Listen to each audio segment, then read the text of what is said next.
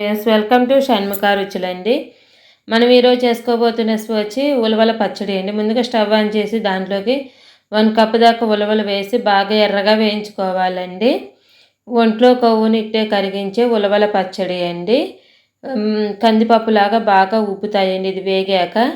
ఎర్రగా వేగాక ఇదంతా ఎర్రగా వేగాక ముందుగా ఒక ప్లేట్లో తీసుకొని అవి చల్లార్చుకోవాలండి. అదే ప్యాన్లోకి ఒక 2 టీ స్పూన్ల దాకా ఆయిల్ వేసుకొని ఆయిల్ బాగా హీట్ ఎక్కించుకోవాలండి.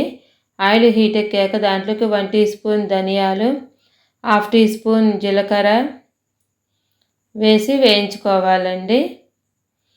అవి వేసి వేగాక ఒక కరివేపాకు రెమ్మ, ఒక 7-8 ఎండుమిరపకాయలు వేసి బాగా వేయించుకోవాలండి. అదంతా ఎండుమిరపకాయలు బాగా వేగాక ఒక 4-5 వెల్లుల్లిపాయ రెబ్బలు, ఒక 1/2 టీ స్పూన్ ఇంగు వేసుకోవాలండి. 4 కాదు ఇంకెక్కువైనా వేసుకోవచ్చండి. నేను ఇక్కడ కొంచెం తగ్గించి తాలింపులో ఒక 4 వేసుకుంటున్నానండి.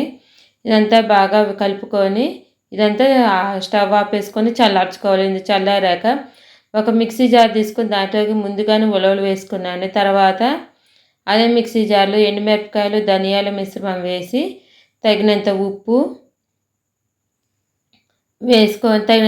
వేసుకొని ఇదంతా మెత్తగా మిక్సీ పట్టుకోవాలండి. ముందుగా ఒకసారి మెత్తగా పొడిలాగా మిక్సీ పట్టుకున్నాక దాంట్లోనే ముందుగా నానబెట్టుకొని చింతపండు వేసుకోవాలండి.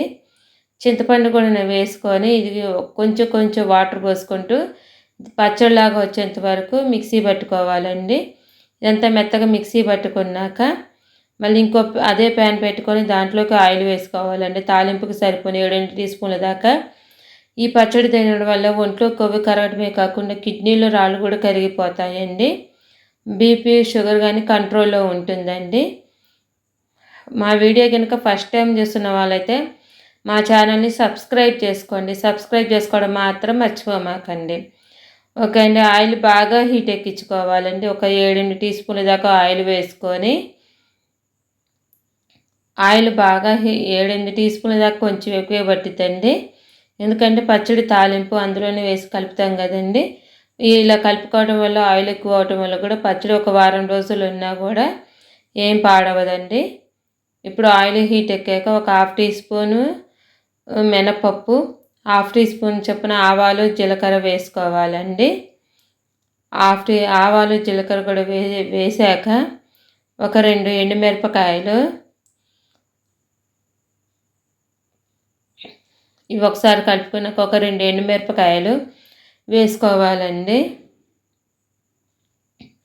ఒక 2 ఎండుమిరపకాయలు కూడా వేసి వేగాక ఒక రెమ్మ కరివేపాకు వేసుకోవాలండి. ఒకసారి కలుపుకొని కలుపుకున్నాక ఒక 2 ఎండుమిరపకాయలు కూడా వేసుకోవాలండి. మా ఛానల్ మీకు నచ్చినట్టయితే మా ఛానల్ని సబ్స్క్రైబ్ చేసుకోండి. సబ్స్క్రైబ్ చేసుకోవడం మాత్రం మర్చిపోమాకండి.